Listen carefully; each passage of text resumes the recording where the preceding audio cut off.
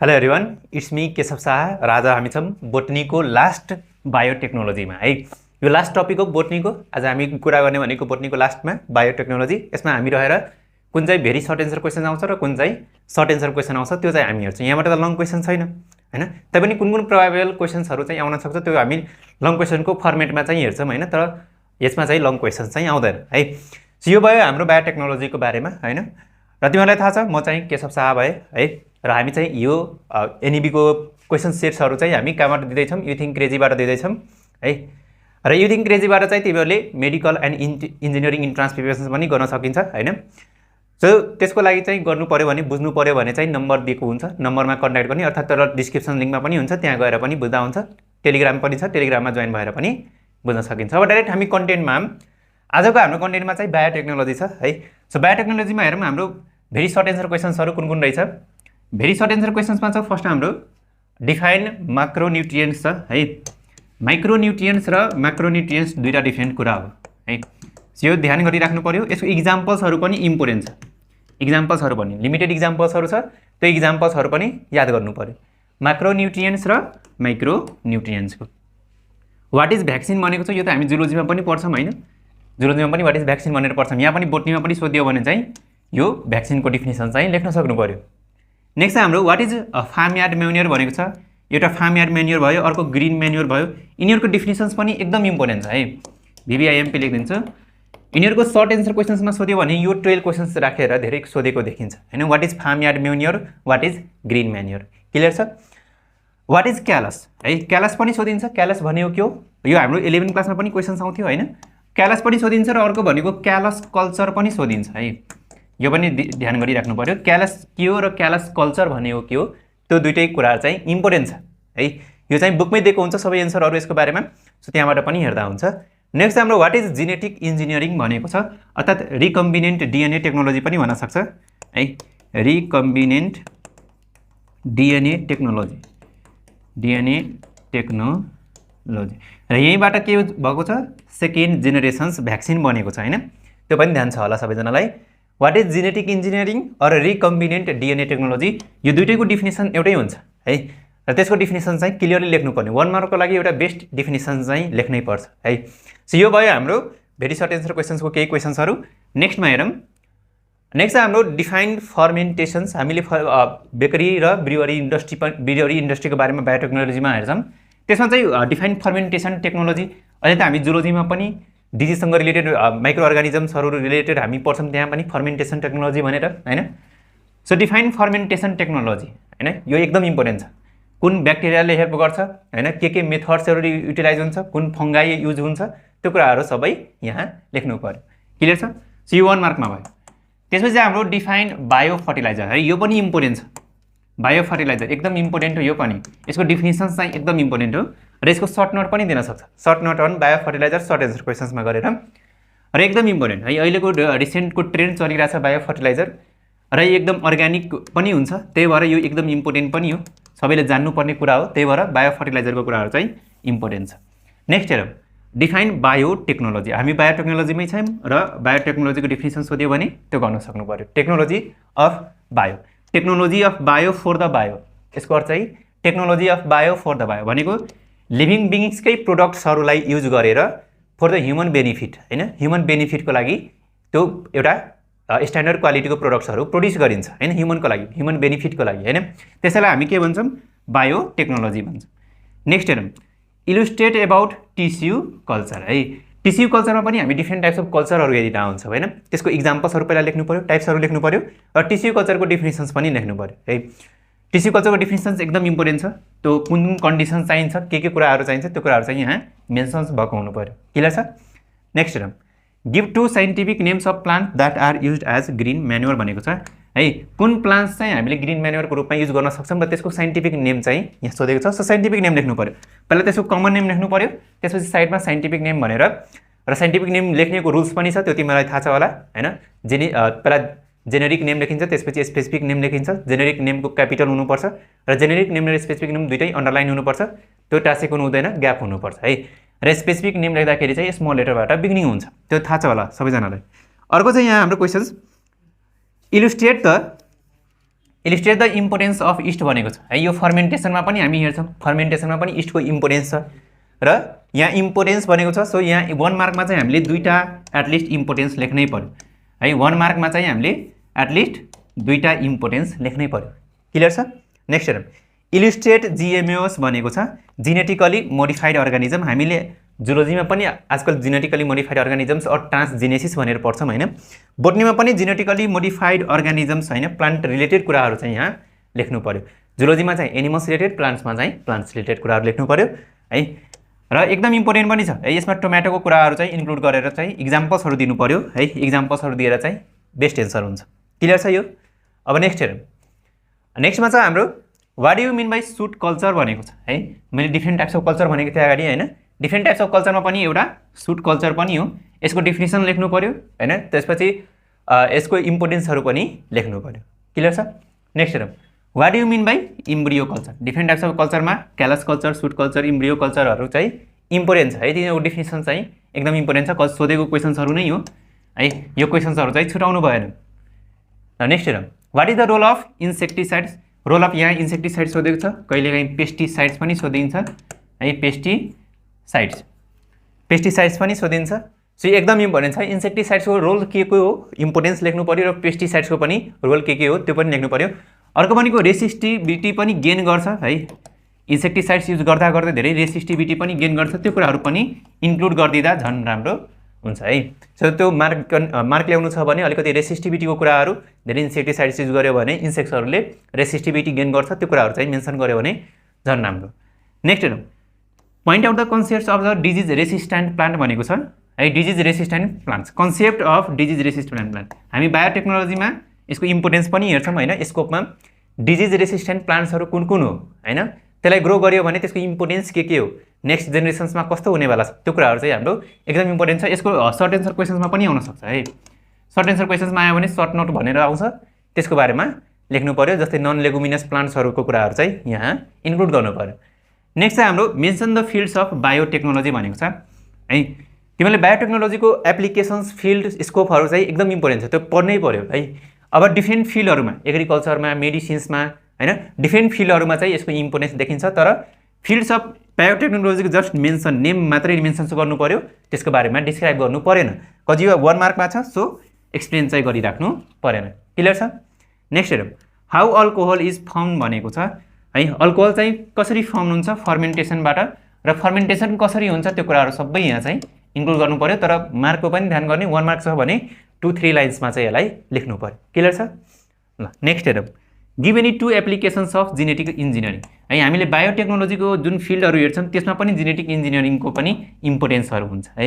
र जेनेटिक इन्जिनियरिङमा एकदम इम्पोर्टेन्ट कुराहरू छ हैन, जिन म्यानिपुलेसन्सको कुराहरू, जिन ड्रिफ्टको कुराहरू छ, डिफ्रेन्ट कुराहरू छ यसमा चाहिँ, त्यो एकदम इम्पोर्टेन्ट पनि हो। डिफ्रेन्ट स्कोप्सहरूमा पनि यसको इम्पोर्टेन्स छ। मेडिकल फिल्डहरू, एग्रिकल्चरल फिल्डहरू, डिफ्रेन्ट फिल्डहरूमा त्यहाँ चाहिँ लेख्नु पर्यो। क्लियर छ? नेक्स्ट, डिफाइन माइक्रो प्रोपागेसन्स है। माइक्रो प्रोपागेसन्स और टिस्यू कल्चर मैले भनिसकेँ अगाडि नै है। माइक्रो प्रोपागेसन्स और टिस्यू कल्चरको डेफिनेसन चाहिँ एकदम इम्पोर्टेन्ट छ, एकदम इम्पोर्टेन्ट छ। मैले अगाडि पनि भनेको थिएँ, यसमा चाहिने डेफिनेसनमा आउने वर्डहरू के हो त्यो कुराहरू चाहिँ ध्यान गर्नु पर्यो पहिला हैन। त्यो आयो भने चाहिँ हामी माइक्रो प्रोपागेसन्स और टिस्यू कल्चरको डेफिनेसन चाहिँ इजिली लेख्न सक्छौँ। नेक्स्ट हेरौँ, इलुस्ट्रेट अबाउट हाइब्रिडोमा टेक्नोलोजी भनेको छ है। हामीले प्योर एन्टिबडिज निकाल्ने प्रोसेसलाई के भन्छौँ, हाइब्रिडोमा टेक्नोलोजी भन्छौँ। हाइब्रिडाइजेसन्स पनि सोध्न सक्छ है, हाइब्रिड पनि सोध्न सक्छ, प्लस हाइब्रिडोमा टेक्नोलोजी पनि सोध्न सक्छ है। मोनोक्लोनल एन्टिबडिजहरू प्रोड्युस गर्ने हैन, प्योर एन्टिबडिजहरू प्रोड्युस गर्ने, त्यो टेक्नोलोजीको बारेमा ध्यान गर्नु पर्यो। क्लियर छ? नेक्स्ट हेरौँ, नेक्स्टमा चाहिँ हाम्रो डिफाइन बायोपेस्टिसाइड्स भनेको छ, बायोपेस्टिसाइड्स भनेको छ है। मैले अगाडि के भनेको थिएँ भने पेस्टिसाइड्सको डेफिनेसन पनि सोध्न सक्छ, इन्सेक्टिसाइड्सको डेफिनेसन पनि सोध्न सक्छ। अहिले के छ हाम्रो डिफाइन बायोपेस्टिसाइड्स है। कुन पेस्टिसाइड चाहिँ लिभिङ बिङ्सहरूलाई युटिलाइज गरेर प्रोड्युस गरिन्छ त्यसको बारेमा चाहिँ यहाँ लेख्नु पर्यो। क्लियर छ? यो भयो हाम्रो सबै भेरी सर्ट एन्सर क्वेसन्सहरू, 1 मार्कमा सोधिने क्वेसन्सहरू। अब हामी हेरौँ सर्ट एन्सर क्वेसन्स के रहेछ। सर्ट क्वेसन्स एन्सरमा फर्स्ट नम्बर छ हाम्रो, the use of organic fertiliser is more beneficial than the chemical fertilisers in the crop field, justify the statements with the reason. यो हामी 9th क्लासतिर पनि पढ्छौँ हैन। तर अहिले पनि अर्ग्यानिक फर्टिलाइजर र केमिकल फर्टिलाइजरमा के डिफ्रेन्स बिट्विनहरू छ, त्यो डिफ्रेन्स बिट्विनहरू पनि ध्यान गऱ्यो भने जुन केमिकल फर्टिलाइजर्सहरूको डिसएडभान्टेज छ त्यो चाहिँ एडभान्टेज हुन जान्छ अर्ग्यानिक फर्टिलाइजरको हैन। सो त्यो अर्ग्यानिक फर्टिलाइजर र केमिकल फर्टिलाइजरको एडभान्टेज र डिसएडभान्टेज जस्ट एन्टागोनिस्टिक हुन्छ, त्यो कुराहरू ध्यान गर्नु पर्यो र यसको बारेमा पोइन्ट्समा लेख्यो भने झन् बेटर मार्क्स आउँछ है, पोइन्ट्समा लेख्यो भने झन् बेटर मार्क्स आउँछ। नेक्स्ट हेरौँ, hybridisations is a modern breeding method of the development of crop plants भनेको छ with desired characters as well as hybrid vigour भनेको छ। हाइब्रिड भिगर भनेको थाहा छ होला तिमीहरूलाई, हाइब्रिड भिगर भनेको जुन अफ स्प्रिङ प्रोड्युस हुन्छ त्यो अफ स्प्रिङको बेटर एडाप्टेबिलिटी, बेटर रेसिस्टिभिटी हुन्छ, बेटर हेल्थ हुन्छ देन द प्यारेन्ट्स है। सो यो हाइब्रिड भिगर हुने भयो। अरू हेटेरोसिस पनि भनिन्छ, heterosis. Justify this statement by describing various steps by hybridisations procedure in plants भनेको छ। हाइब्रिडाइजेसन्सको प्रोसिड्युर पनि लेख्नु पर्यो एउटा है, र यो जस्टिफाई पनि गर्नु पर्यो एउटा स्टेटमेन्ट। के स्टेटमेन्ट रहेछ? Hybridisation is modern breeding method for the plants with desired characters as well as the hybrid vigour है। पहिला हाइब्रिडाइजेसन्सको प्रोसिड्युर तिमीहरूलाई सम्झियो भने त्यो प्रोसिड्युरबाट नै तिमीहरूले थाहा पाउन सक्छौ यो हाइब्रिडाइजेसन चाहिँ एउटा बेटर प्रोसिड्युर हो कसको लागि? For the development of the desired characters plants है, डिजायर्ड क्यारेक्टर्स प्लान्ट्स। हाम्रोमा एनिमल्समा पनि छ टेस्ट ट्युब बेबी हैन, डिजायर्ड क्यारेक्टर्सको बेबी बर्न गर्नको लागि हामी के युज गर्छौँ? Testy baby. तर त्यसको लागि प्रोड्युस गरिएको होइन टेस्टी बेबी है। टेस्टी बेबी चाहिँ कसको लागि निकालिएको हो?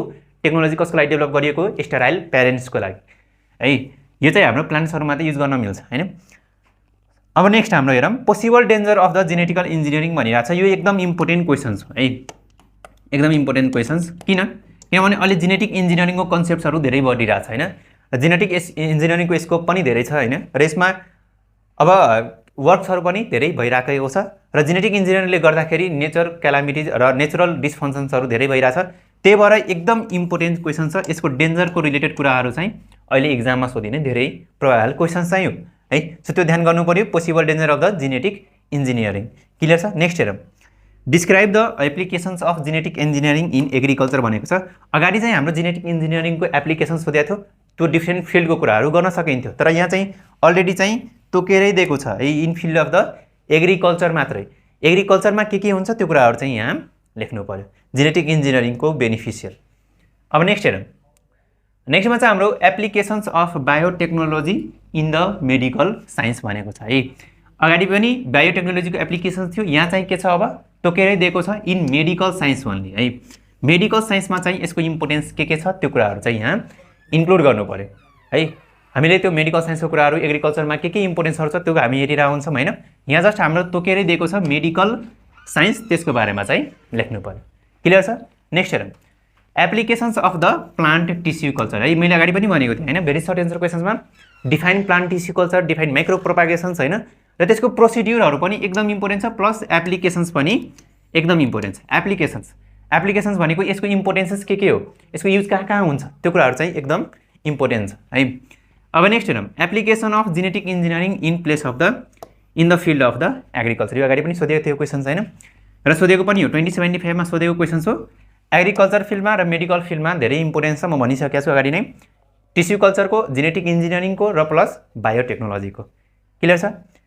अब नेक्स्ट हेरौँ, discuss the bio fertiliser and its applications भनेको छ है। बायो फर्टिलाइजर, अगाडि हामीले बायो फर्टिलाइजरको डिफ्रेन्सहरू हेरेको थियौँ। यो बायो फर्टिलाइजर हुन्छ, अर्को अर्ग्यानिक फर्टिलाइजर हुन्छ, र अर्को भनेको केमिकल फर्टिलाइजर हुन्छ। यो तिनटैमा इम्पोर्टेन्ट भनेको, सबभन्दा इम्पोर्टेन्ट भनेको बायो फर्टिलाइजर नै, कस्ट इफेक्टिभ पनि हुन्छ हैन, कस्ट इफिसियन्ट पनि हुन्छ। So organic fertiliser, chemical fertiliser and बायो फर्टिलाइजरमा बायो फर्टिलाइजरको चाहिँ के इम्पोर्टेन्स रहेछ त्यो कुराहरू चाहिँ यहाँ मेन्सन्स गर्नु पर्यो। क्लियर छ? नेक्स्ट हेरौँ, 9 नम्बर हाम्रो डिस्कस ग्रिन म्यान्योर भनेको छ है। अगाडि हामीले फार्म यार्ड म्यान्योर पनि हेरेको थियौँ, यहाँ चाहिँ discuss green manure and its applications in agriculture भनेको छ है। हामीले यो मिलाएर सोसल जस्तो एन्सर लेख्न सक्छौँ यसको बारेमा हैन। बायोलोजीमा छ तै पनि पोइन्ट्समा चाहिँ लेख्यो भने अलि बढी मार्क्स चाहिँ आउँछ है। पोइन्ट्समा लेख्यो भने मार्क्स गेन गर्न सकिन्छ। कति मार्क्सको छ त्यो अनुसार लेख्नु पर्यो। 3 मार्क्सको छ भने हामीले 6 वटा पोइन्ट्स चाहिँ मिनिमम लेख्नै पर्यो है, यिनीहरुमा 6 वटा पोइन्ट्स लेख्नै पर्यो। क्लियर छ? ल नेक्स्ट हेरौँ हामी। नेक्स्टमा चाहिँ हाम्रो advantage of green manure over the chemical fertiliser है। अगाडि हामीले अर्ग्यानिक फर्टिलाइजर र केमिकल फर्टिलाइजरको कुरा गरिरहेको थियौँ, अहिले चाहिँ हाम्रो green manure over the chemical फर्टिलाइजरको कुरा छ है। यसको बारेमा लेख्नु पर्यो। सो यहाँ कसरी लेख्नु पर्यो भने केमिकल फर्टिलाइजरले गर्दाखेरि के डिसएडभान्टेजहरू छ त्यसलाई कसरी ओभरकम गरिरहेछ ग्रिन म्यान्योरले। क्लियर छ? नेक्स्ट हेरौँ, describe the applications of fermentation technology in industries भनेको छ है।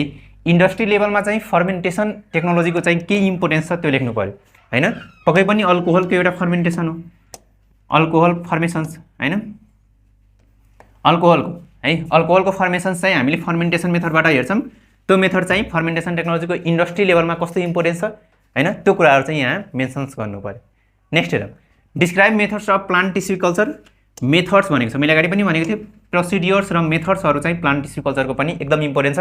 बुकमा पनि एकदम राम्ररी दिएको छ, त्यो लेख्यो भने चाहिँ 4 मार्क्स चाहिँ स्योरली आउँछ। क्लियर छ। नेक्स्ट हेरौँ, describe mechanism of recombinant DNA technology और जेनेटिक इन्जिनियरिङ है। रिकम्बिनेन्ट डिएनए टेक्नोलोजीको मेथड सोधे पनि अर्थात् जेनेटिक इन्जिनियरिङको मेकानिजम सोधे पनि त्यो दुईटै चाहिँ सेम क्वेसन छ है। र यसमा हामीले फरेन डिएनएको कुराहरू चाहिँ सबै कुराहरू इन्क्लुड गरेर चाहिँ यहाँ लेख्नु पर्यो। मेकानिजम अफ जेनेटिक इन्जिनियरिङको कुराहरू सबै लेख्नु पर्यो, त्यो फ्लो चार्ट पनि बनाउनु पर्यो। क्लियर छ। नेक्स्ट हेरौँ, right about types and the advantage of the biopesticides भनेको छ। टाइप्स के रहेछ बायोपेस्टिसाइड्सको र एडभान्टेज के रहेछ त्यो कुराहरू पनि हामी यहाँ लेख्नु पर्यो। क्लियर छ।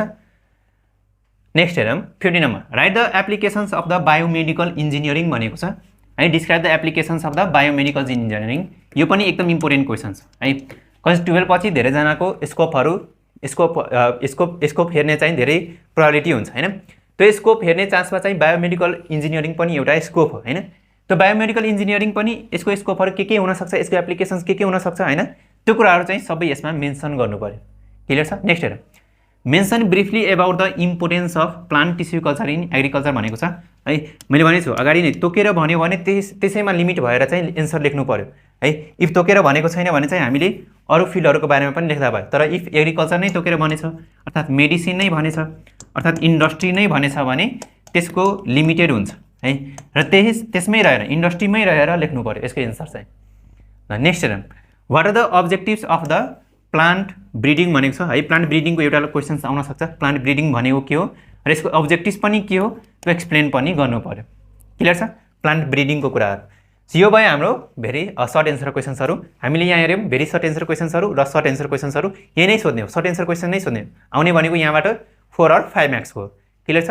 सो आज हामीले बोटनीको समाप्त गरेको छौँ बायोटेक्नोलोजी लिएर र यति नै गर्छौँ आजको लागि। नेक्स्ट क्लासमा हामी नेक्स्ट लिएर आउनेवाला छौँ र तिमीहरूलाई थाहा छ यहाँ चाहिँ मेडिकलको लागि र इन्जिनियरिङको लागि पनि लिमिटेड कोटा छ है, 300 कोटा छ। सबैजना जोइन चाहिँ गर्नु पर्यो। केही कन्फ्युजन छ भने नम्बरमा कन्ट्याक्ट गरेर बुझ्नु पर्यो। आजको लागि हामी यति नै गर्छौँ। Thank you everyone.